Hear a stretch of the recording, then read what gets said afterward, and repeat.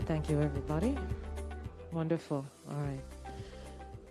We have audio ready, video ready. Stand by, everybody. Stand by.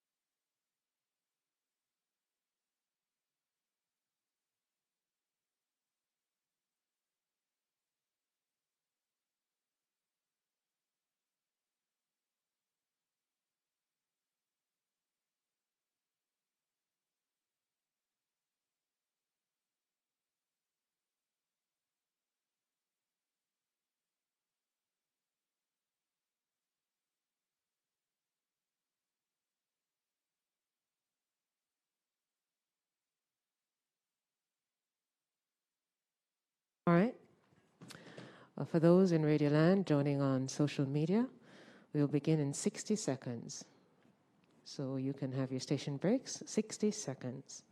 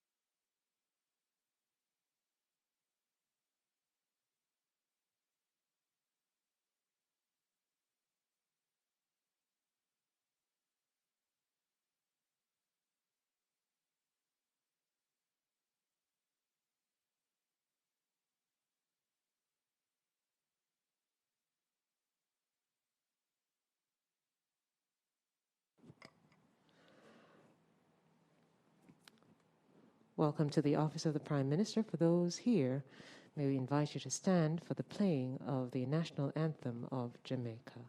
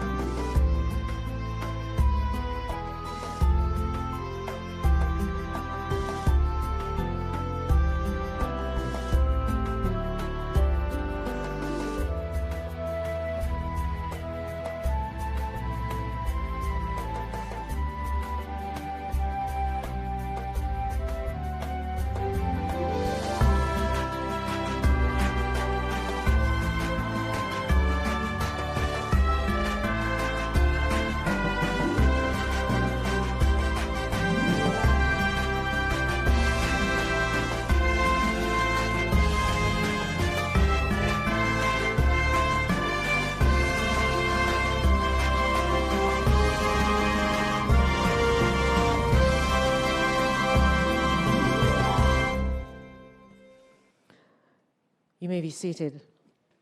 Good evening, ladies and gentlemen, and welcome to the Media Center here at the Office of the Prime Minister in Kingston, Jamaica. It is Wednesday, September 1, 2021. Prime Minister, the Most Honorable Andrew Holness, has called a briefing to update the nation on COVID-19 measures. Along with the Prime Minister this evening, we have Dr. the Honorable Christopher Tufton, who will join on Zoom. We also have the Honourable Desmond McKenzie, the Minister of Local Government and Rural Development, who is here with us, along with a team from the Ministry of Health, led by the Permanent Secretary, Mr. Dunstan Bryan, Dr. Jacqueline Bisesa McKenzie, the country's Chief Medical Officer, Dr. Karen Webster-Carr, the National Epidemiologist, and Dr. Nadine Williams, the Director of Health Services, Planning and Integration. Thank you so much for joining us. We thank as well our media partners for joining us live for this brief update by Prime Minister, the Most Honourable Andrew Holness. Prime Minister. Thank you, Naomi. Good evening, my Jamaican family, watching here locally and in the diaspora overseas. Based on the latest report from this morning, Jamaica recorded 351 new cases of COVID-19 and a test positivity rate of 40.6%. Now, I'm extremely saddened by the deaths of 31 additional persons. This, of course, would be 31 persons deemed to have died from COVID-19 over the last 7 days. And nevertheless, this is the highest reported daily number since the pandemic began. I think we have now reached the point where almost everyone has had someone close to them, a family member, a friend, a colleague, that would have been impacted by COVID to the point of even dying. I offer my sincerest condolences to all who have lost loved ones to this very dreadful disease. The graph, which should now be displayed, shows that the number of COVID-related hospitalizations, which is the white line, significantly exceeds our COVID bed capacity, which is the black line. So we are really in a crisis as measured by the number of beds that we have versus the number of persons occupying the beds allocated for COVID-19. You may be wondering, so how are these people accommodated? The CMO and the PS can give you more details, but certainly the Ministry of Health would have had to make decisions such as suspending elective procedures and surgeries, so that those beds that would have been occupied for those procedures are freed up.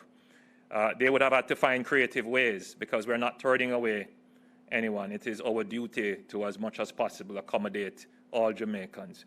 I wish to express my gratitude and thanks to members of the private sector who have stepped up to provide resources Some are providing beds, some are providing containers and other forms of support.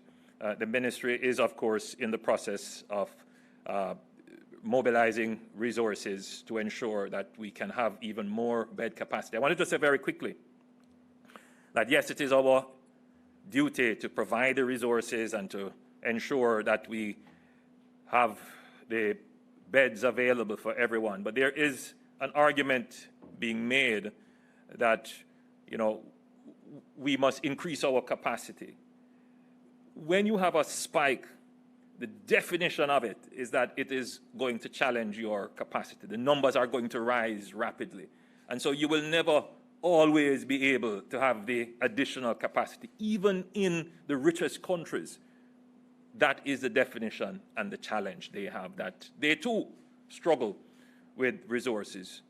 The real issue for us is how to prevent the spike from happening, how to keep that spike below capacity. And if it gets above capacity, how to bring it down very quickly. That is the immediate and ultimate solution. Yes, in the long term, without question, the government must invest more in its health capacity. The truth is, we have underinvested for decades, for generations in health. The pandemic is showing that up. It's testing it. And the government has to think about that very carefully now, how we build a robust and resilient health infrastructure. So that is actively under consideration by the government.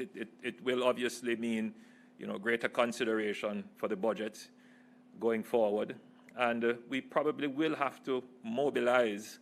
I was having some discussion with health professionals this morning. We probably will have to mobilize a health transformation team to take a serious look at resourcing healthcare, improving our infrastructure and capital capacity to address these issues and improve our resilience. But I just want to be clear on the argument that when we are in these kinds of situations where spikes will occur, the solution is not always going to be to provide more. The solution, first and foremost, has to be how do we get our citizens to change behavior and therefore reduce risk to themselves and risk to the population and keep the numbers of infection low. And that's what we have been doing all along. It's a balancing act. As I've said before, some people want to live and some people don't want to die. And it's that grand struggle between balancing lives and livelihoods. Now, the second graph that should be on your screen by now displays the test positivity rate by week. You can see from the white line that we are now higher than our peak in March 2021 and in the very high transmission zone, which is the bright red zone. The next graph now shows our reproductive rate, or our R0. Our R0, which was 1.42 weeks ago, is now calculated to be at 1.1. This is not any point of celebration. Let me just jump in right there. We are not celebrating. We're grateful that it is down. What it shows is that the tighter measures are starting to show some results. It is starting to bend the curve. However, the R0 is still higher than we need it to be. It is still above 1. And when it is above 1, it means one infected person with it will infect more than one. And so your numbers could still rise exponentially. So it's good it's going down, but we are still in the zone where the exponential. So we're seeing some results from the tighter measures, but it is not time to celebrate. 2 weeks ago, we introduced tighter measures for the period August 20 to September 7. While we are starting to see some early signs of improvement, as we have seen in the decline in the R0, the advice of our public health experts is that we need to extend the current measures, the current restrictions for another 2 weeks. The COVID-19 subcommittee of cabinet met yesterday till very late, and we decided on the following measures effective February, September 3 until September 17th, 2021. Curfew hours. The existing no movement days will be continued for another 2 weeks. Therefore, we will be seeing 6 more no movement days. And these would be Sunday, September the 5th, Monday, September the 6th, Tuesday, September the 7th, Sunday, September the 12th, Monday, September 13th, and Tuesday, September 14th. The normal curfew hours will be 7 p.m. until 5 a.m. the following morning on Wednesdays to Fridays during this period, and 6 p.m. on Saturdays. To allow persons to prepare for the 3 consecutive no movement days, on Friday, September 3, on Friday, September 3, and on Friday, September 10, 2021, workplaces, businesses will be required to close at midday. The list of workplaces and businesses which will not have to close at midday remains the same as the last 2 weeks of no movement days. And these businesses are published in the Gazette, which is available online, and we will have the Gazette available much earlier than previous times. Despite the extended curfew hours, we want the vaccination program to continue in full force. Certain vaccination sites will remain open during curfew hours and on no movement days. Persons who wish to receive the vaccine will be allowed to do so during curfew hours, as was done over the last 2 weeks. To be clear, on no movement days, persons will be allowed to seek urgent medical care, and those who have overseas travel plans can make their way to and from the airport. Essential services will be operational, and in this group, I include our fisher folk, farmers, our factories, BPOs, and those involved in the maintenance of infrastructure and for financial services, and indeed the media. But I remind those persons employed to essential services who must move on the no movement days to ensure that you have your ID to present to the police in case you are stopped. Even in this group, those persons who can work from home should do so and only travel if necessary. We have heard the concerns of our frontline workers about obtaining meals while on duty on no movement days. We will allow the JCF, the JDF, private security personnel, the fire brigade, doctors, nurses, pharmacists, or other persons properly identified, employed to the hospital or engaged by the Ministry of Health in the vaccination process to be served at the premises of food establishments which are registered under the ENDS program, that is the e-commerce national delivery system, during curfew and no movement days. Just to give you a brief update on the ENDS continues to be operational, and we encourage persons to use the system. Businesses and delivery operators registered on the ENDS program will be able to operate after curfew until midnight on no movement days. Work from home. The existing work from home directive in the public sector is being extended until September 17, 2021. Again, I urge permanent secretaries and heads of agencies to strictly ensure that only persons who work in critical service delivery, and the nature of their work is such that it requires them to be physically present at the office or plant, that only those persons be allowed to come to work. For the private sector, I again use a strong appeal to employers to ensure that only persons who cannot work from home actually come into your workplaces.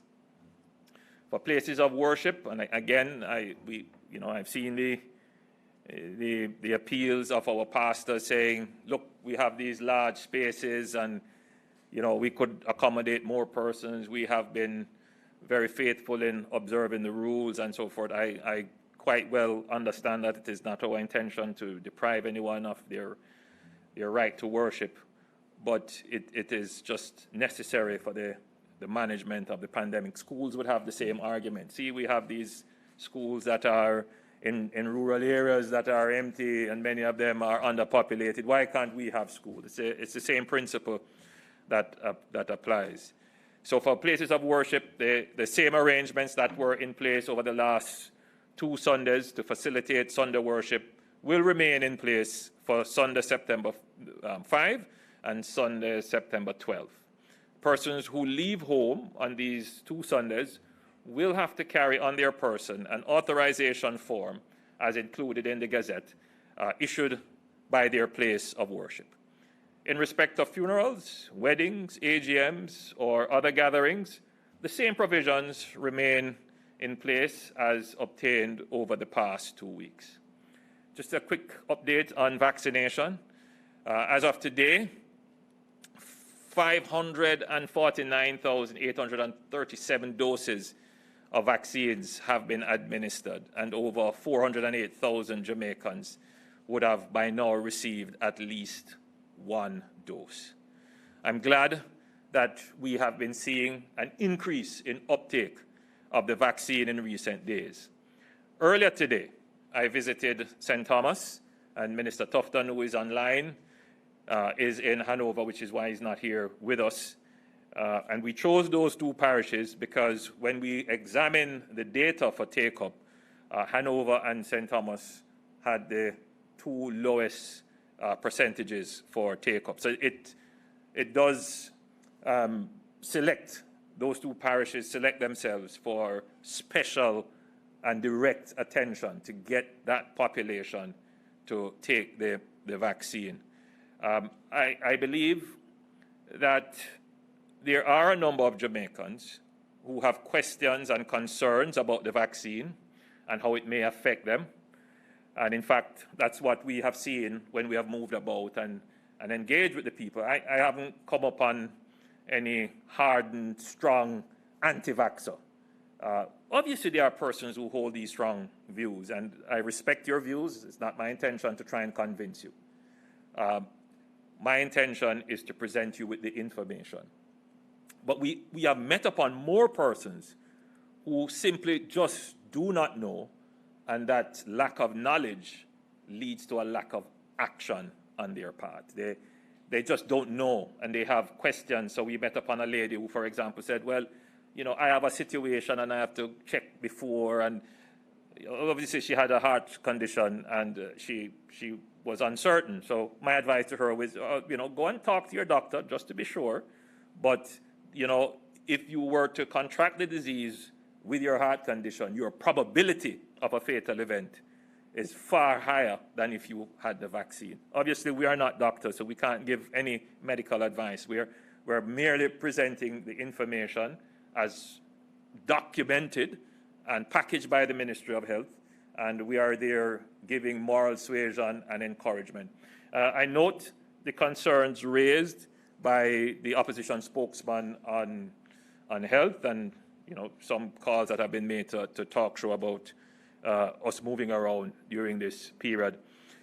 It should be noted that our movements are well regulated and controlled within the protocols, and everyone who is around us, certainly my team, is vaccinated. We all wear masks. We all, as best as possible, try to maintain the social distance.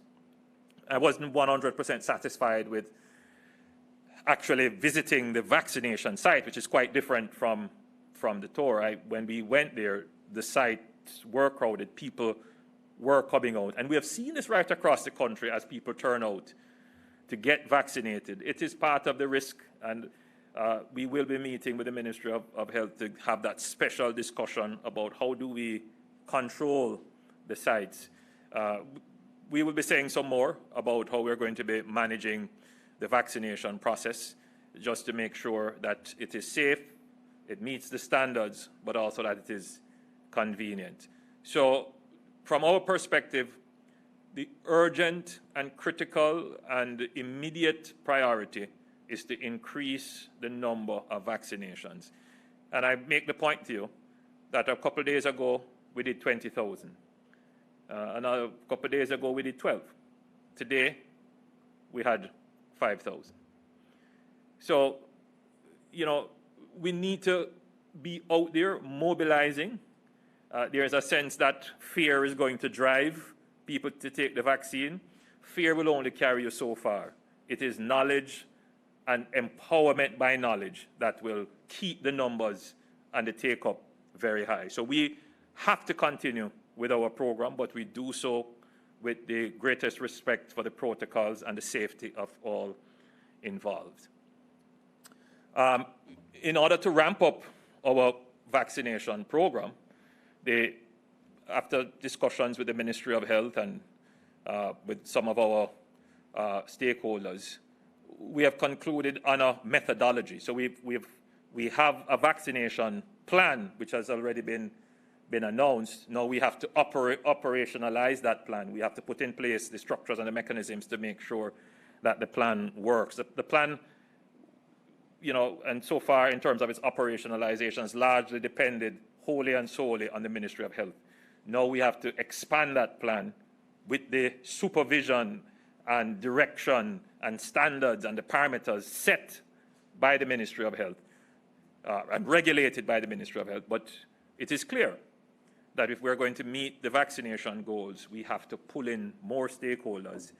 And it is always very difficult because you have entrenched positions, people have perspectives on how things should be done, people have professional positions on how things should be done, and others have what they consider to be practical positions on how things should be done. And the dynamics and the politics of that is not always easy to navigate. And so, yes, there might have been a little bit of slowness in how we resolve that, but I think we are close to coming to a point now where we would have a very robust, well-thought-out system of expanding and ramping up the vaccination operationalization plan. And so you're going to see outsourcing and contracting of the service, and you will see that commence very soon. An announcement should be made. You will see that go through a procurement process of bringing in private contractors, and that will obviously include members of the private medical profession who would come in and assist.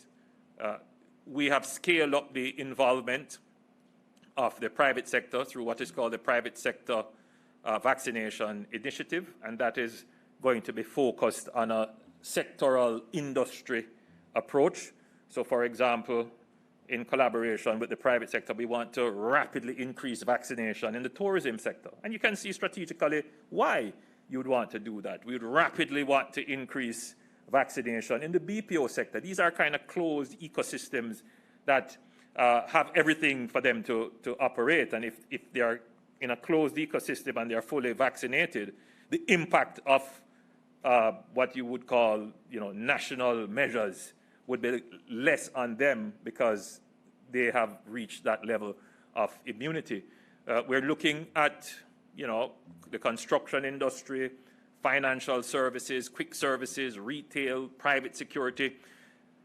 And I see the Minister of Education here, and she's saying, what about education? What about education? Yes, the Minister of Education, Youth and Information, and the Ministry of Health and Wellness will continue to ramp up the school-based vaccination program, Minister, to facilitate a return to face-to-face learning for schools that are able to achieve vaccination rates of 65% or more. So you will hear more about that from the Minister of Education. We take the view that, schools are a very good point of organization. And if you bring in the principals, they are able, more than anyone else, to mobilize parents and teachers to come and take, and students obviously, to come and take the vaccines. So, friends, fellow Jamaicans, the Jamaican family, this is a difficult time. In driving here, I heard an excellent interview by one of our nation's highly regarded psychiatrists, psychologists, saying that, the mental health, we should pay attention to that during the pandemic. And it's a serious point. And I know that many people are panicking. Many persons are distressed. And a lot of people just don't know what to believe, what to think. But someone who was also being interviewed said something that's very important, that now is not the time to panic. And it is one thing that I don't do ever, is to panic. And I don't think that Jamaica should panic. We have this situation under control. It is not a situation where, obviously, we have all the variables under control. It is not a situation where things have not happened that should not have happened. But in general, I think we have done what is necessary to bring the situation under control and to rapidly bend this curve. And I think that the measures that are in place, and you would have seen, it is doing that. But just quickly to add to that, it is not a time for us to relax. We have to drive through with these measures. We will bring the numbers down. And when we bring it down, I'm certain that we will end this argument about opening up and then having to close down. I think after this episode, there will have to be a greater balance and understanding that sectoral interests can't push the government into decisions that affect the entire society. This is a democracy, and this government more than any listens to the people. But at the same time, we have powerful interests. And when the consequences come, you can't find anybody. It wasn't their fault. They didn't ask for it. They didn't play any role in it. They didn't keep what they used to keep. But their voice was very loud in asking for and demanding even, protesting even, for us to reopen the economy. I have to make these political points because nobody else is making them. But I am very frank, as you know, and I'm going to call it as it is. There will be a different type of management of the pandemic going forward. This hide-and-seek business, opening up, closing down, can't work. The economy can't work like that. So the solution is for us to take the vaccines. I'm being clear on that we are going to push very hard to empower our people with information until we have the majority of Jamaicans taking the vaccines, at which point we will push even harder to have those of our brothers and sisters who are resistant and reluctant, to encourage them strongly to take the vaccines. In closing, this morning in my usual reading, I came across an article, just as I had come across an article on the current strain. There is a new strain being studied in South Africa.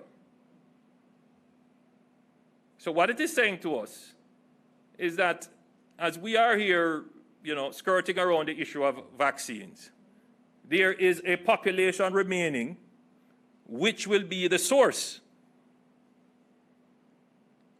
of new strains of the virus coming into being. And I just have to call it as it is. Yes, we are a democracy. Yes, you're free to say what you have to say. But I also have a responsibility. As you can preach your message of dystopia and disruption and subversiveness, I will be as loud, I will be as strong in preaching the message of us being wise to the problem, of us being responsible to each other, and of us being smart enough to do what is necessary to preserve our life, our way of life, and our freedoms. My brothers and sisters, I thank you for listening, and I beseech you, take the vaccines.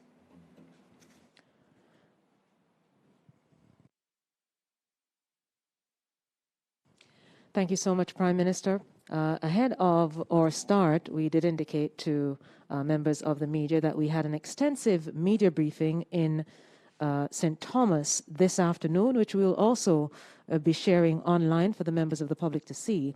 So at this time, we'll take one question from the media and one from a member of the public. Let me start, Prime Minister, with from the member of the public, and I think this is a concern for so many Jamaicans. Keisha N. Hutch on Twitter is asking, will the first day of the new school year be changed? And then we'll ask the Minister of Education, Youth and Information, the Honourable Favour Williams, to respond to that. And we also welcome the Honourable Dr. Horace Chang, the Deputy Prime Minister, who is also here with us. Minister Williams. Sure. Thank you, Naomi. Well, actually, today, Monday, today's 1st of September, is the official start of the new school year. Monday, September 6th, will be the first teaching day of the year, and school will be opened in the virtual space for all our students. And if you are not able to be in the virtual space, then we have other platforms through which we will be providing education to our students. We continue to have our audiovisual platforms.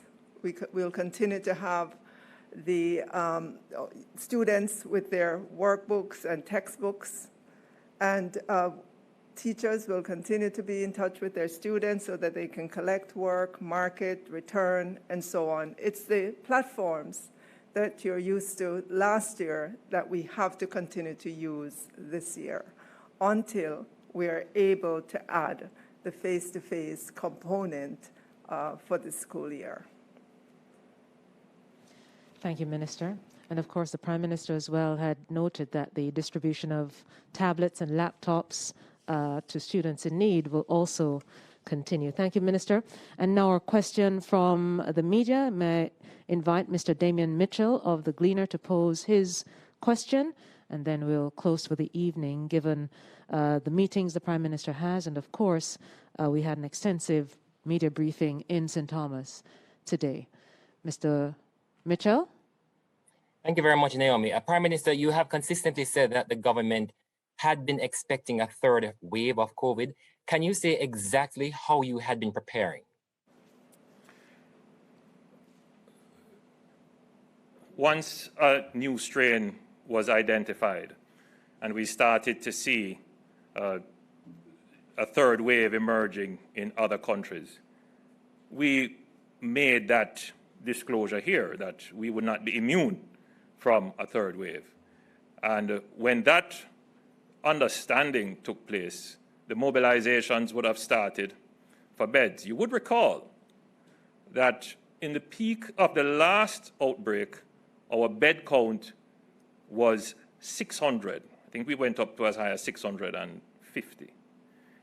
I think you would see that our current bed count, help me out here, Pierce, is about 725.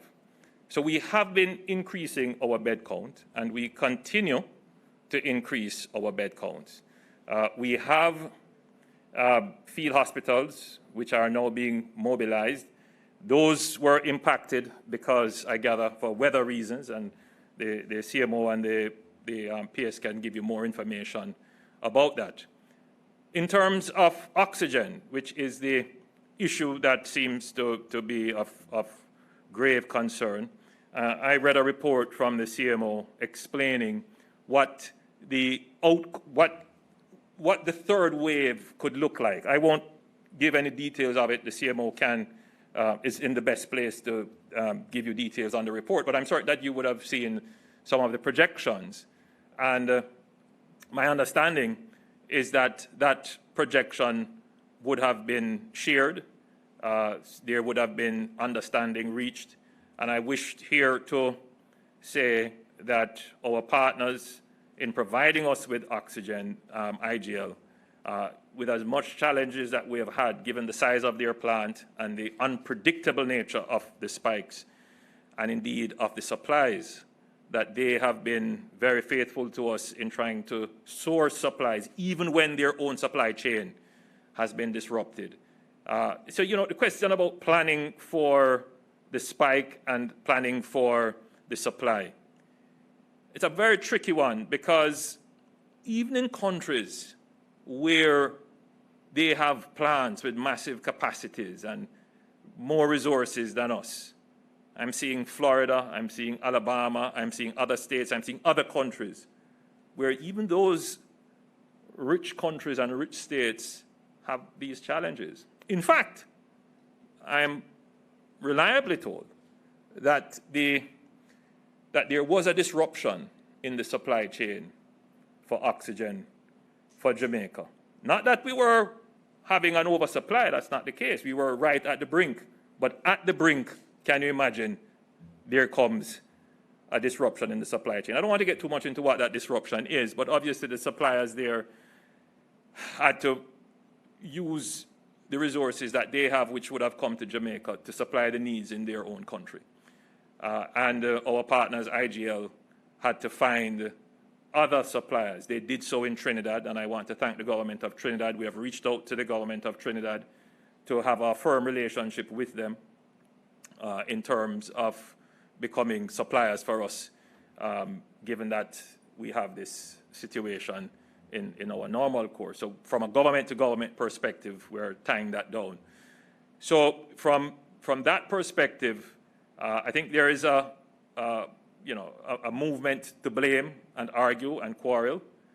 That is important, because we need to get at the root cause of problems. So that's not saying that we shouldn't do that, but I'm saying that in the midst of a pandemic, what is important is that everyone who was involved worked very hard so that when there is this force majeure, this act of God, this unforeseen circumstances where the supply chain was disrupted, in a day, we were able to make connections, and then in the following day, you would have seen the videos where our port workers, our customs, our security forces worked overtime to have the containers come here with oxygen. Now, that's not a solution long-term to the problem. It just stops the gap. But the government is working behind the scenes with our partners to ensure that we can have a more robust solution. And that is the logistics involved in that is immense. It requires greater coordination with the Ministry of Health and the partners in terms of analyzing the numbers, greater coordination with shipping. But then there is the long-term problem. And the long-term problem is, how do we size the plant that we have to meet the demand going forward? And I think the suppliers want to have a better understanding of what will our supplies be, let's say, in the next year. Would it justify an investment in increasing the size of their plant? And then from our point, we need to find other sources. Now, I want us to be clear. It doesn't really matter which source you find. Once they need their oxygen, then you are at peril. So there are other solutions too, which we are exploring. Well, not exploring, we are on that path in terms of increasing the number of oxygen concentrators. I received a report from the CMO of what is on order, what they have spec'd out to go into procurement. And I personally, through sources overseas, working through our ambassador and through our consul general in New York, we have, I would say at this point, secured some close to 80, 90 oxygen concentrators. So in addition to what the Ministry of Health is procuring and what we're getting from support from the diaspora, we should be able to have a good amount of concentrators in the system. Now, you will know that the concentrators don't solve the problem fully. The concentrators are good for persons who have, mild but not serious COVID symptoms. People who have serious symptoms would still need to rely on that bulk high-flow nasal oxygen. But certainly, you wouldn't have this pressure on the system for persons who are mild. So we are activated. And I'm not telling you that the system is perfect, but for those who would want to present a fatalistic view, that is absolutely not the case. And I think for those whose, it would seem to me, deliberate intent is to spread fear and to diminish confidence in our system in the time of a pandemic, shame on you. Thank you. Thank you so much, Prime Minister. Thank you to members of the public, members of the media for joining us this evening for this brief media briefing. Thank you too to the Deputy Prime Minister of Jamaica, the Honourable Dr. Horace Chang, along with other ministers who are here, the Honourable Favour Williams, the Honourable Desmond McKenzie, and the Honourable Christopher Tufton, who joined on our Zoom platform, as well as all the members of the team from the Ministry of Health. Again, the Prime Minister announcing that there will be an extension of the measures, particularly to the 3 consecutive no movement days that will again begin this weekend, starting Sunday through to Tuesday, and of course the following weekend. We thank you so much. We ask that you be safe, and we'll join you again next time. Good evening.